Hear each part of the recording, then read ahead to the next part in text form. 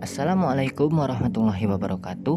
Kami dari kelompok 4 akan menyampaikan materi tentang dampak kebijakan politik dan ekonomi pada masa Orde Baru.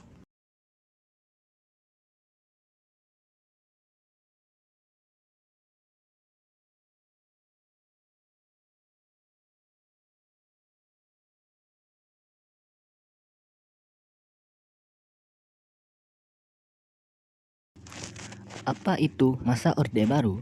Orde Baru adalah masa pemerintahan Presiden Soeharto di Indonesia yang menggantikan Orde Lama pemerintahan Soekarno. Orde Baru berlangsung dari tahun 1966 hingga tahun 1998. Dalam jangka waktu tersebut, ekonomi Indonesia berkembang pesat meskipun hal ini terjadi bersamaan dengan praktik korupsi yang merajalela. Pendekatan keamanan yang diterapkan Orde Baru dalam menegakkan stabilisasi nasional secara umum memang berhasil menciptakan suasana aman bagi masyarakat Indonesia.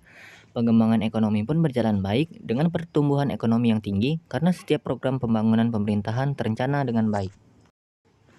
Pada masa Orde Baru, pemerintah sangat mengutamakan persatuan bangsa Indonesia. Salah satu cara yang dilakukan oleh pemerintah adalah meningkatkan transmigrasi dari daerah yang padat penduduknya seperti Jawa, Bali, dan Madura keluar Jawa, terutama ke Kalimantan.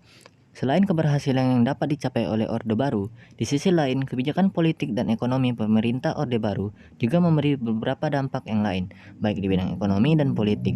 Berikut ini dijelaskan tentang dampak positif dan negatif bidang ekonomi dan politik pada masa Orde Baru. Dampak positif dan negatif bidang ekonomi dan politik pada masa Orde Baru. Bidang politik, dampak positifnya yang pertama, pemerintah mampu membangun pondasi yang kuat bagi kekuasaan lembaga kepresidenan yang membuat semakin kuatnya peran negara dalam masyarakat. Yang kedua, situasi keamanan pada masa Orba relatif aman dan terjaga dengan baik karena pemerintah mampu mengatasi semua tindakan dan sikap yang dianggap bertentangan dengan Pancasila. Yang ketiga, dilakukan peleburan partai dimaksudkan agar pemerintah dapat mengontrol parpol. Keempat, keamanan dalam negeri lebih terjamin. Bidang politik, dampak negatifnya, yang pertama, pemerintah Orde Baru gagal memberikan pelajaran berdemokrasi yang baik dan benar kepada rakyat Indonesia. Yang kedua, sistem perwakilan bersifat semu, bahkan hanya dijadikan topeng untuk melanggengkan sebuah kekuasaan secara sepihak. Yang ketiga, terbentuk pemerintah yang bersifat otoriter, demonatif, dan sentralistis. Keempat, kebijakan politik teramat biokratis, tidak demokratis, dan cenderung KKN. Kelima, Dwi Fungsi ABRI terlalu mengakar masuk ke sendi-sendi kehidupan berbangsa dan bernegara. Selanjutnya, bidang ekonomi, dampak positifnya. Yang pertama, pertumbuhan ekonomi yang tinggi karena setiap program pembangunan pemerintah terencana dengan baik dan hasilnya pun dapat terlihat secara konkret. Yang kedua, penurunan angka kemiskinan yang diikuti dengan perbaikan kesejahteraan rakyat. Yang ketiga, Indonesia mengubah status dari negara mengimpor beras terbesar menjadi bangsa yang memenuhi kebutuhan beras tersendiri atau swasembada beras. Yang keempat, penurunan angka kematian bayi dan angka partisipasi pendidikan dasar yang semakin meningkat. Yang kelima, investor asing mau menanamkan modal di Indonesia dan sukses menumbuhkan rasa nasionalisme dan cinta produk dalam negeri. Bidang ekonomi, dampak negatif, yang pertama, perbedaan ekonomi antar daerah dalam masyarakat terasa semakin tajam. Yang kedua, menimbulkan konglomerasi dan bisnis yang erat dengan KKN atau korupsi, kolusi, dan nepotisme. Yang ketiga, pembangunan hanya mengutamakan pertumbuhan ekonomi tanpa diimbangi kehidupan politik, ekonomi, dan sosial.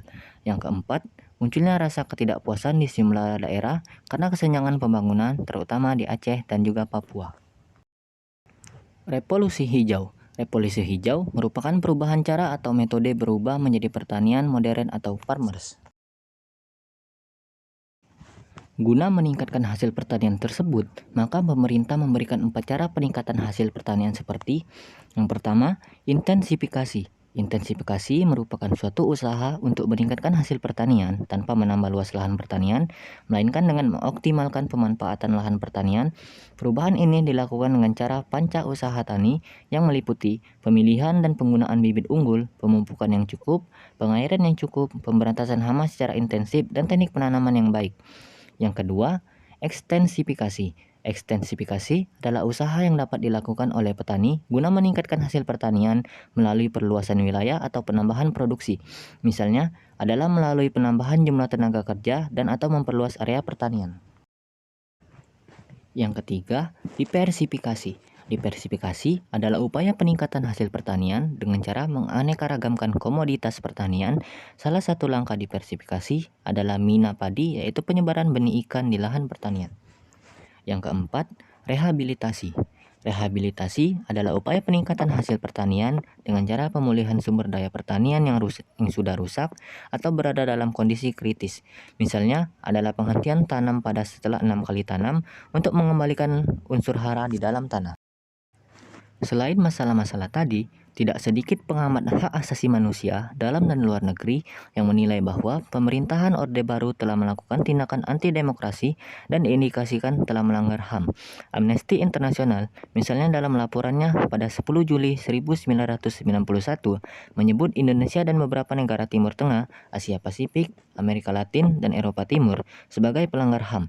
Human Development Report tahun 1991 yang disusun oleh United Nations Development Program atau UNDP juga menempatkan Indonesia kepada urutan ke-77 dari 88 pelanggar HAM. Semoga bermanfaat. Terima kasih.